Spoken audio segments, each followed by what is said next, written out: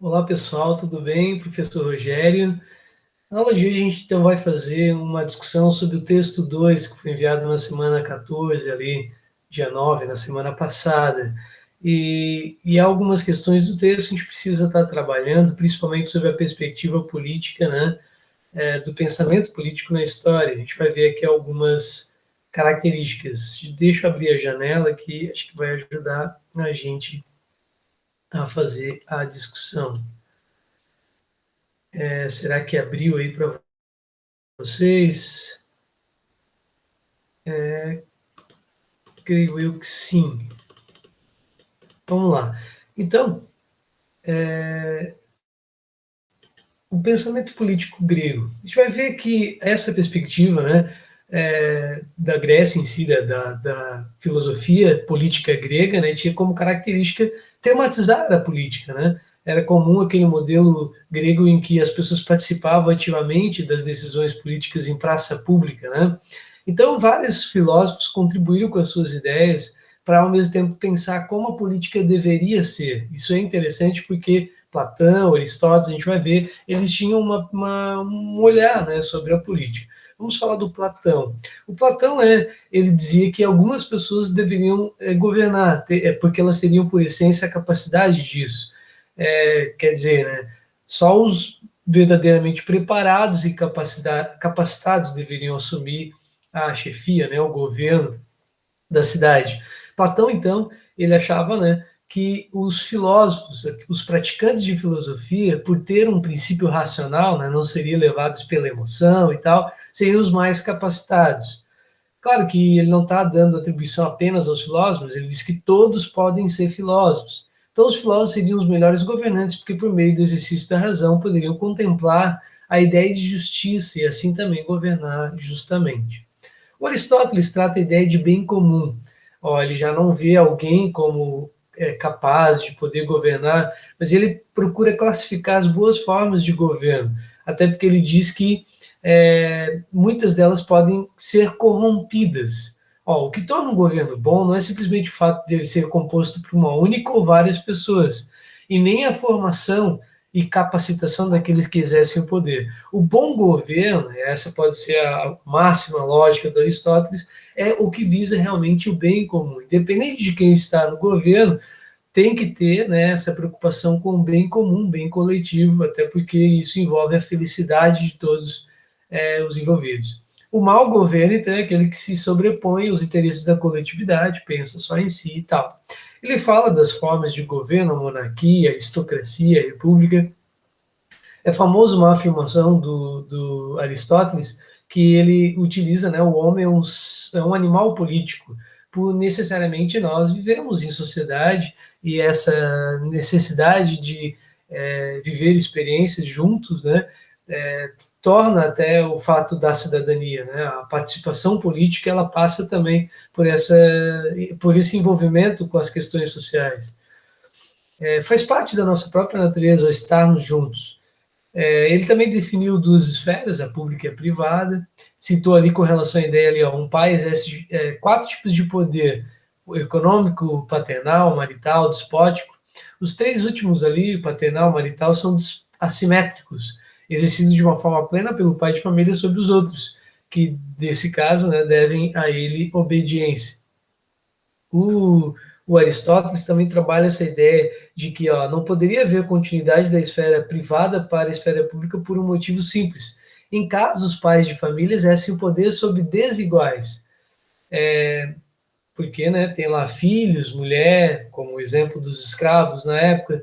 Na administração de uma cidade, por isso que ele fala do poder público, ele é assimétrico, não tem uma assimetria, porque deve ser igual a todos os cidadãos, dependente de quem ele pertence à sociedade, né, e todos devem estar perante a lei, ser iguais perante a lei.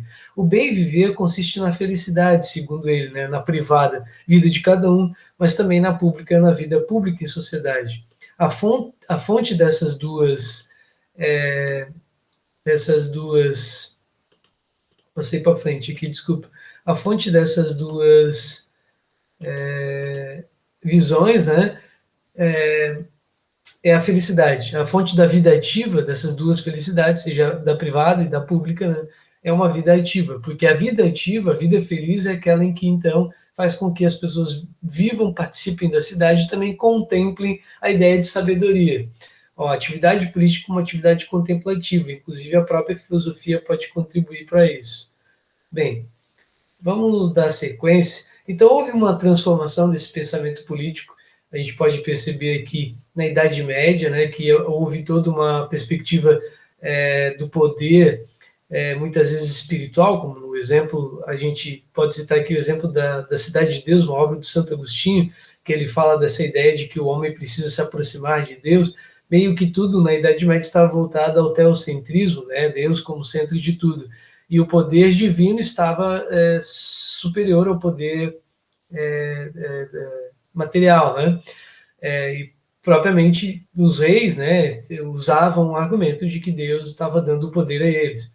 No Renascimento, então, o grande desenvolvimento econômico e urbanístico, né, das cidades fez com que houve, então, uma outra perspectiva de poder, né? Imagina, os reis não estavam exercendo o poder apenas dentro do seu castelo, mas no Renascimento, como houve, então, as várias, vamos dizer assim, né, vários outros povos, a política também começou a se pensar de uma forma mais ampla também. Enquanto o pensamento político antigo se preocupava em estabelecer os fundamentos da política, em como ela deveria ser, surge aqui o Maquiavel, por exemplo, como um pensador moderno, em que ele diz que o pensamento político não deve ser como deveria ser, mas sim como é, né? À toa que ele tentou registrar isso. O Maquiavel é famoso pela obra O Príncipe, né, onde ele escreve, então, conselhos de como o rei pode conquistar o seu poder e mantê-lo, né, como se fosse um manual de política. Ele sofreu muitas críticas, né, porque esse é um manual estranho, porque quando ele diz, né, que o homem tem que agir de acordo com as suas conveniências, o autor estava chamando a atenção aos perigos da tirania. Claro que o Maquiavel está dizendo que o rei, que se ele achar, inclusive a gente até usa o argumento do livro, né? O rei tem que ser temido ou adorado, né? Como a afirmação comum, né? Os fins justificam os meios, que eram as afirmações de Maquiavel. Bem, Maquiavel compreendia a política como um conflito. Isso duas formas de ir às várias faces desse modelo. Em sua teoria política sobre a ação dos governantes, ele também trabalha com a ideia de virtude, a virtude, a sorte, para manter o poder. Então,